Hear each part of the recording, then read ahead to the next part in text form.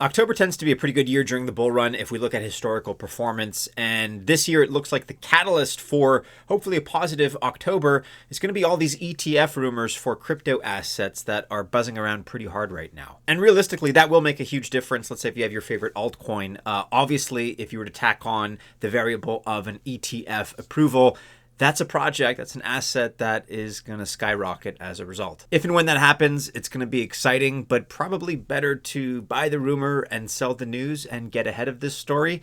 We've got you covered. We're looking at 5 altcoins that are best positioned for explosive gains if/when, or even if the discussion comes up regarding ETF approval for October 2025.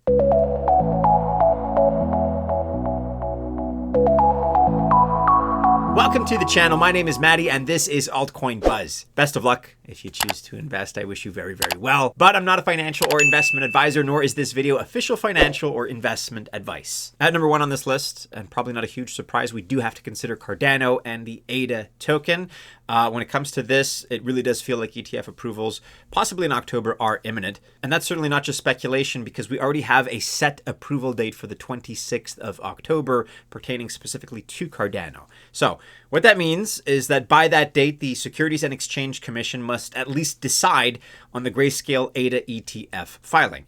And it's already extended this review several times, actually, and the SEC will either approve or reject Grayscale ADA ETF filing again on the 26th of October. So this time around, at least on paper, at least in theory, it is all or nothing. We're going to get a definitive answer one way or the other. If we check into Polymarket and the wisdom of the crowd here, there is currently, according to the way people are betting, the way they're placing their money, of course, there's a 90% expectation of approval for Cardano ETF at some point in 2025. And of course, it hinges on that October 26th date. I'm sure you know about Polymarket. It's just a prediction and betting platform. But betting is key because people are putting their money down when they make that kind of a bet. So obviously the SEC approval would be a massive milestone for Cardano. Very likely it would trigger some massive price movement and probably more importantly, institutional inflows into the project, into ADA. The SEC has also made some changes in terms of their review process. So for example, the organization reduced the maximum time between filing and launching an ETF. Previously, this was 240 days. Now it's all the way down to just 75 days, which overall is good. It makes things a little bit faster. It makes the review process more exciting, certainly. But I think, in my opinion, the biggest thing is that it prevents organizations like the SEC from just, kicking the can down the road multiple times in a row. That's always kind of underwhelming and anticlimactic when it happens. So this is, I would say, a positive change in terms of the ETF landscape in the United States, in terms of the protocols and the rules behind it. Now, the period leading up to the 26th of October probably is going to be one that will be defined by volatility. But there's also high market anticipation. So everybody's kind of waiting with bated breath. The fact is there just hasn't been that much excitement as of late for ADA. Its price as I record is just above 79 cents. It's down marginally in the last month. It's got a market cap, though, of $28.9 billion. Its all-time high for context is $3.09 from all the way back in September 2021, 4 years ago. Certainly, we could begin approaching that, perhaps challenging that if we get, obviously, positive news in the form of an October 26th ETF approval. That would be huge. Quick shout out to Surge here. This is our risk-free prediction game that's available on Telegram. And in this game, you just swipe left or right. You can kind of think Hamster Combat or even Tinder. You're swiping to guess whether a crypto asset pumps or dumps. And in the process, you earn rewards. And actually, hopefully, you can pick up some market skills as well while you're at it in the form of technical analysis. They've also kicked off a weekly giveaway. It's a contest that is super simple. Every week, there's a coin of the week. This time it is BNB. All you have to do is swipe to find it on the Surge app. Once you see BNB, screenshot it and then drop it under their tweet. One random reply wins $50 in USDT. It is super easy. You may as well be the one that wins, but of course, to win, you have to at least participate. So check out Surge, have some fun swiping, maybe snag some prizes along the way. Check out Surge, check out the links as well as the competition details and the Twitter information, X information in the description below. At number 2 here, and perhaps also Not that surprisingly, we have Ripple and the XRP token, which has 6 pending XRP spot ETF filings that we're hoping the SEC decides to approve in October 2025. Now, the final approval dates are all kind of tightly packed together, but they are different. Here's the timeline. On the 18th of October, we have the Grayscale XRP ETF decision. Then the very next day, on the 20th of October, 21 shares XRP ETF. On the 20th of October, the Bitwise XRP ETF decision will be announced.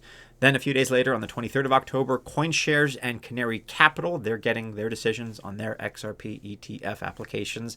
And on the 24th of October, the Wisdom Tree XRP ETF decision. Then, in addition, there's also a Franklin Templeton XRP ETF filing.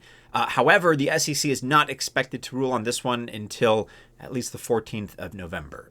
So October specifically is very, very busy for Ripple. And I guess because there are just so many potential ETF approvals out there, it's likely that at least one of them is going to be approved as far as the SEC's decision.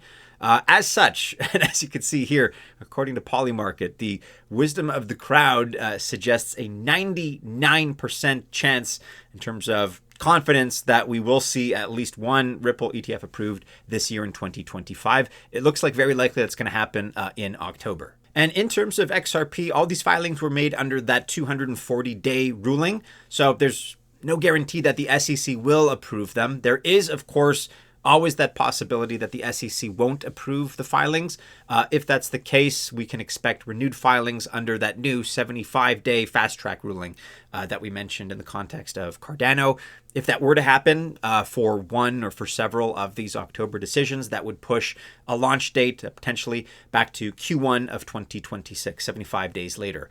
But on the other hand, approval, of course, will see probably a pretty significant boost in the price of XRP. Ripple's token is up marginally, kind of the flip side of ADA in the last month. It's up a couple of percentage points and is right now at $2.85 as I record, with a massive $170 billion market cap. I think all things considered, this is probably the surest bet in terms of ETF approval as far as an altcoin that we have on this list. As such, it looks like we're going to have some good weeks ahead for XRP, and I would say anything really under $3 looks like a pretty good entry point. At number 3, we have Solana, and of course the SOL token, SOL. This is next in line for an ETF approval by the SEC in October. In fact, kind of like Ripple, actually, between the 10th and the 16th of October, there are 5 SOL ETF filings that are due, that are expected as far as SEC reviews and decisions. And there are some very heavy hitters here as far as names involved with these filings. We have, for instance, Grayscale, VanEck, 21 shares, Canary, and Bitwise. And so just like Ripple, these were filed under the 240-day rule. In early September, Polymarket saw an 82% approval chance for the year for some type of ETF approval in 2025 for Solana, and an approval would make Solana the third major layer 1 network to gain regulated ETF access in the United States, of course, after Bitcoin and Ethereum. So such an approval would most likely be attracting, of course, billions of dollars in institutional inflows. It stands to reason, not to mention that, of course, the token would very likely surge in price as well. And as far as those recent SEC rule changes, they kind of actually have constructed a different regulatory landscape here, especially if we take the Genius Stablecoin Act on board as well. We take that into consideration because obviously taken together, that's going to translate into a positive impact on Solana's ecosystem and its development, its growth. Just as one example, its DeFi use cases. I think that's pretty obvious. It's pretty much almost goes without saying, but I'll say it anyway. SOL is also up just a little bit in the last 30 days. We're looking at the last month here. It was recently up to $250, but we've had kind of all around a rough couple of weeks. These last 2 or 3 weeks even, altcoins have suffered, and the current price is right now $206, just below $207, as you can see, with a $112 billion market cap. You should be aware, just keep in mind that SOL has an infinite supply. So that's never a positive. I always have to point it out. Certainly that's not the best way to, in my opinion, establish your tokenomics. But it's not a deal breaker either. And in a bull run, SOL could probably reach between $800 and $1,000, kind of best case scenario here. Next up, and at number 4, Chainlink and Link, LINK, currently has 2 major LINK ETF filings with the SEC. Grayscale filed an S1 registration for a Spot Link ETF on the 4th of September, just a couple of weeks ago, or a few weeks ago, I suppose. And it wants to convert its existing Chainlink trust into a spot ETF trading on the New York Stock Exchange, ARCA. The ticker is going to be GLNK. And then secondly, we have Bitwise that filed for a Link ETF on the 26th of August 2025, so a little over a month ago. They proposed Coinbase Custody as the custodian. However, there have been no exact final decision dates publicly announced yet, and that means that both filings are waiting for these dates to be announced. But nonetheless, a date at some point in Q4 2025 is expected. Chainlink, of course, is working hard to strengthen its institutional credibility. It recently announced 2 major partnerships. One of those, of course, was with the Intercontinental Exchange, or ICE, which brings high-quality derived Forex and precious metals data on-chain. And the second major partnership was with the U.S. Department of Commerce, which brings United States government macroeconomic data on-chain. These are both massive as far as partnerships go and announcements, and of course reinforce Chainlink's role as the leader in decentralized Oracle provision. In a lot of ways that obviously are beyond the scope of this video, it bridges TradFi, traditional finance, with Web3. But unfortunately, Link is down nearly 9% in the last month. I'm always wondering myself why the price of Link is not at least $100, but perhaps that represents an opportunity. Interpret that as you will. Right now we're at $21.09, and Chainlink has a $14.2 billion market cap. A price around $20 is an excellent entry for Link, in my opinion. Last but not least, here at number 5, we are considering Stellar and the XLM token. With this one, we're looking at 2 spot ETF filings. One is with the Hashdex NASDAQ Crypto Index US ETF. This is the primary ETF holding Stellar, or XLM, approved by the SEC as of the 24th of September 2025. This filing operates under the new streamlined listing rules, meaning that with a 75-day window of approval by the SEC. This ETF also includes XRP and SOL. And then the second one is Grayscale, which has also filed an S1 for a spot Stellar ETF on the same day, and it aims for a listing on the New York Stock Exchange, ARCA. In both cases here, both filings have an expected review and potential approval timeline at some point late 2025. We don't know exactly when. Potentially with this one, with XLM, that could stretch into early 2026. But let's first get back to the Hashdex NASDAQ Crypto Index United States ETF. Bit of a mouthful there, but as you can see, this is a US regulated ETF portfolio, which makes Stellar more accessible, of course, to institutional as well as retail investors. And it's a big deal because it has the potential to boost liquidity as well as price due to increased demand through more regulated channels. The current price of XLM is at 36.5 or so cents. It's up slightly in the last month with an $11.6 billion market cap. It is down a little bit, or perhaps not. I shouldn't say down. It is up in the last month, but not performing as much as we may have liked. It is, however, up about 275% over the course of the last year. It's been a good 12-month stretch for XLM.